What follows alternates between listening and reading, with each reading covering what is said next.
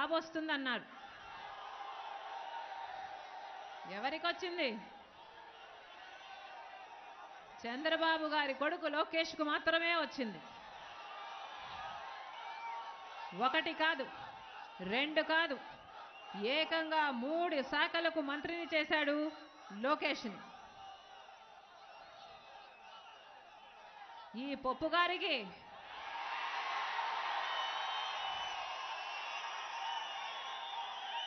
కనీసం జయంతికి వర్ధంతికి కూడా తేడా తెలియదు.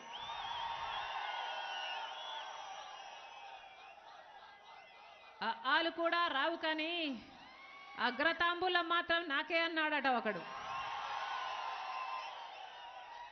ఒక్క ఎన్నిక కూడా గెలవలేదు. ఏ అర్హత ఉందని, ఏ అనుభవం ఉందని ఏకంగా 1 కాదు 2 కాదు 3 మంత్రి పదవులు అప్పగించారు. చంద్రబాబు గారిని అడుగుతున్నాం, ఇది పుత్రవాత్సల్యం కాదా?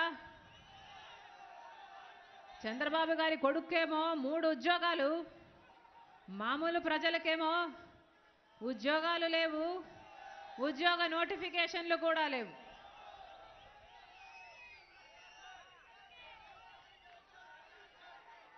పైగా సిగ్గు లేకుండా తెలుగుదేశం పార్టీ వాళ్ళు అంటారు, ఈ లోకేష్ కంట చాలా అవార్డులు వచ్చాయంట.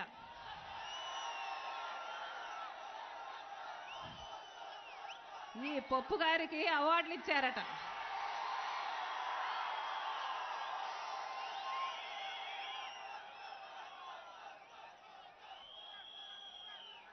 ప్రజలకు ఏం మేలు చేస్తాయి ఈ అవార్డులు? దేనికి పనికొస్తాయి ఈ అవార్డులు? నాలిక గీసుకోవడానికా?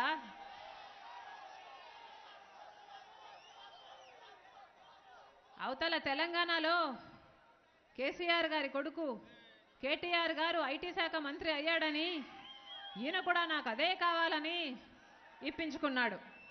పోనీ ఆయనలాగా ఏదైనా ఒక్కటంటే ఒక్క పెద్ద కంపెనీ అన్నా తెచ్చాడా అంటే ఒక్కటంటే ఒక్కటి కూడా లేదు.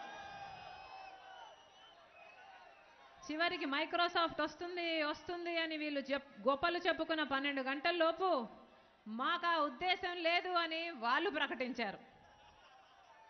అంత సమర్థుడు ఈ పప్పు గారు.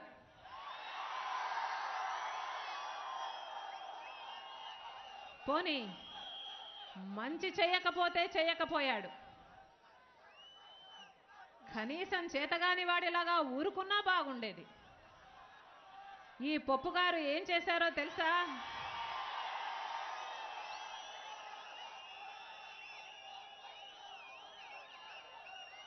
ప్రభుత్వం దగ్గర మాత్రమే ఉండాల్సిన సమాచారం అంటే ప్రజలకు సంబంధించిన Aadhaar details, bank details, voter details లాంటివి దొంగలించి తనకు కావాల్సిన ప్రైవేట్ కంపెనీలకు ఇచ్చేసుకున్నాడు. ఆవు చేనులో మేస్తే దూడ గట్టు మీద మేస్తుందా అని ఒక సామెత.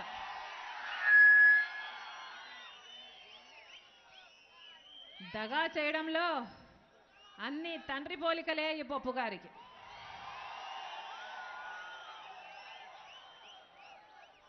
ఈయన చేసిన దిక్కుమాలిన పనికి ఈరోజు ఏ కుటుంబంలో ఎంతమంది ఆడపిల్లలు ఉన్నారు, ఏ బ్యాంక్ అకౌంట్లో ఎంత డబ్బు ఉంది అని అన్న అతి సున్నితమైన సమాచారం కాస్త బయట బజార్లో పడింది.